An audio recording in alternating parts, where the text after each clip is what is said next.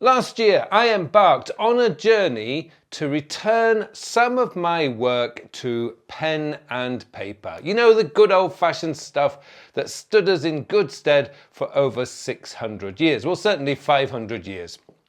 Now, that posed a problem for me because just any ordinary notebook wasn't going to cut the mustard, so to speak, simply because I am a huge fountain pen lover. That's my writing implement of choice. It has been since I was in primary school, largely because I never graduated to being able to use a ball pen. But anyway, that aside, the problem I had was that limited my decision making as to which notebooks I could use, because quite often the cheap notebooks that you buy in anywhere you like just don't work very well with fountain pens. You get things like feathering and ghosting. These are just technical terms in the fountain pen world, but it does make a horrible mess on the page. So I did a few videos last year. Many of you were wonderful and told me of your discoveries with notebooks, and I went through quite a lot. And these are the ones that I tested. Now, because I had some experience in the past with notebooks and fountain pens, my first choice was the typical, your bog standard Rhodia notebooks. And I got an A5 notebook, which I considered to be my scratch pad. And I just threw all sorts of like little notes and stuff in here. It was just random stuff. This was on the side of my desk to the left because I'm left-handed, and my pen was on top, so I could just quickly grab notes as and when, and this is what I consider my scratch pad. Most of the stuff that goes in here, if it was important, would be transferred somewhere else. Now, the most important book of all was what I called my planning book. Now, this was my 2024 planning book, and you can see that over a year, I hope you can see that, this planning book filled up with project plans, weekly planning, these video plans, everything went in here for the whole year. A book of, I think it's 86 pages, or certainly 80 pages, which is 160 really, because you can write on both sides. That lasted me a whole year. But that was Rhodia. But then many of you good people, started suggesting notebooks in the show notes in the comments below. And that got me thinking. Now, I started off because everyone who uses fountain pens always talk about Tor River, and I have Tor River paper here. And I have to confess, this paper is very, very good. However, for me, there is a slight problem. It's too smooth. I like a little bit of feedback on my pen. I like to feel a little bit of scratchiness on the paper. Not too much, but these notebooks are very good and I haven't thrown it away. I certainly wouldn't, they're expensive. But I do have them, they are excellent, sure, but for me, it's just a little bit too smooth for writing. I also tried the Rhodia, I think these are called the web books, and they are fantastic. I mean, they fill up, the paper quality in here is excellent. The colors, just wonderful if you like multiple different colors. These notebooks are great.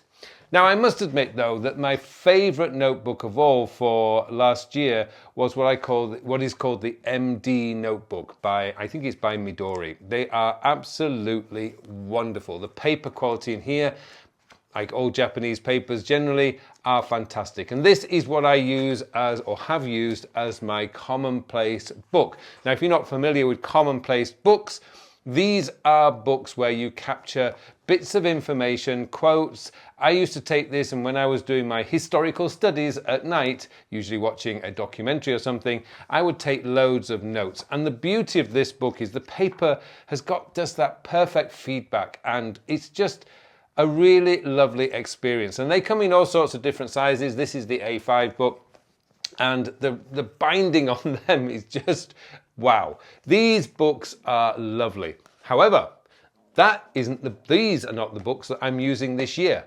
What am I using this year? And this has come about from my multiple tests last year. I am now settled. At least I don't have to spend a lot of money on notebooks. However, after all my testing last year, I ended up coming down to one main brand of notebook and one particular notebook for my Commonplace book.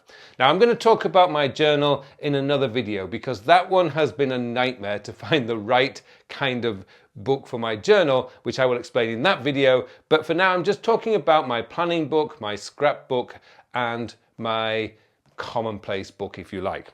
So the notebooks I ended up going with are these Mnemosyne notebooks by I can never remember who they're by. It's a Japanese company called Maruman. Maruman make these notebooks, and the paper in them is divine. It is just perfect for fountain pens. Now I use this one particular, which is a B5 size notebook, so it's a little bit bigger than an A5. You can see that. But these ones here, the paper of course is just divine.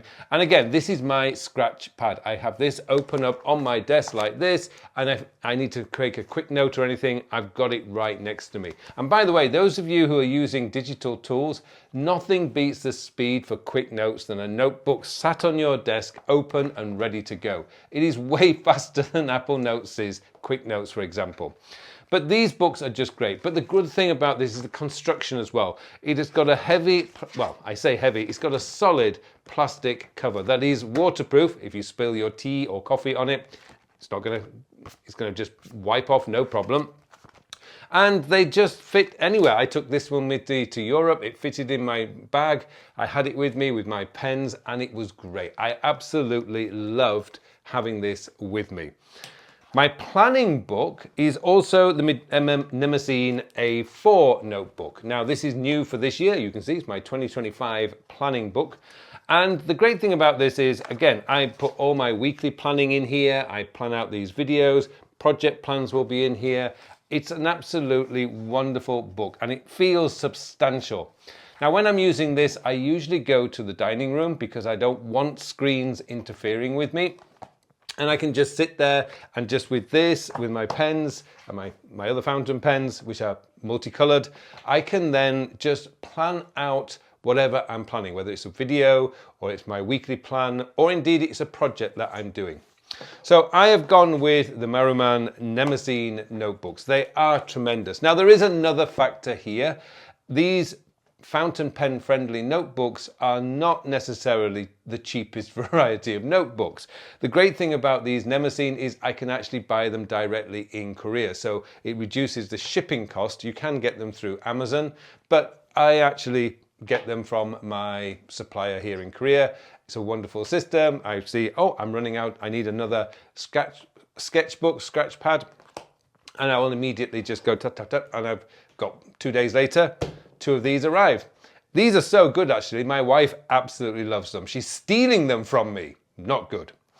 And then we come on to my final discovery of last year, and it took me a while to bring the courage to buy one of these notebooks because they are ridiculously expensive, but I am a bit of a soft spot for British craftsmanship, if you like. And I ended up going with what's Smithson notebooks. Now these are just, don't even look. These are just ridiculously expensive for a notebook, you know, that's basically like this. However, the paper in here is just unbelievable. This one is a brand new one, but the paper in here is of a light blue color, and it just writes with a fountain pen. Absolutely, oh, it's just heaven when you're writing in one of these. Now, these are, as I say, these are ridiculously expensive. I just suggest don't go to Smithson, but it's Smithson spelt with a Y, so Smythson. I feel rather guilty for ordering 2 of these, but they are just wonderful. And again, A5, but these are what I call my commonplace books. And what I do here is if I pick up a quote that I think, oh, that's really good, I can write it in here. If I'm doing some kind of studying, because history is a hobby of mine, particularly contemporary history, I always have one of these with me and I'm taking notes, some things that I might want to research later and then can just add to them. So the Smithson of Bond Street, which is based in London, it's one of the oldest stationers in London apparently, but these books are great and they are expensive, but fortunately my commonplace notebooks, I probably only need to buy 1 a year. I'm hoping, because they are expensive, but I do love them and it's great. So that's an update on my paper-based system. The whole point of this paper-based process is really for me just to get away from my screens. I notice that when I'm at work, it's basically always in front of a computer. I know it's not good for my eyes, but I'm beginning to see studies that are showing that this is not actually good for your mental health either, because that sense of being staring at a screen all day is just like go, go, go, go, go. Just picking up a notebook, particularly like my planning notebook, disappearing into the dining room and just spending an hour planning out a project or one of these videos or doing my weekly planning. I'm not looking at a screen. It's just a wonderful, relaxing way to still do work. And also you find that you tend to go a little bit deeper with your thinking. So I'm not going to be returning to doing a lot of this digitally as I used to do. I did try that experiment. I didn't find it pleasant. I also remember when, I think it was Apple who did it first, brought out the dark screen mode or allowed app developers to do dark screen, and everyone's going, "Way, it's brilliant."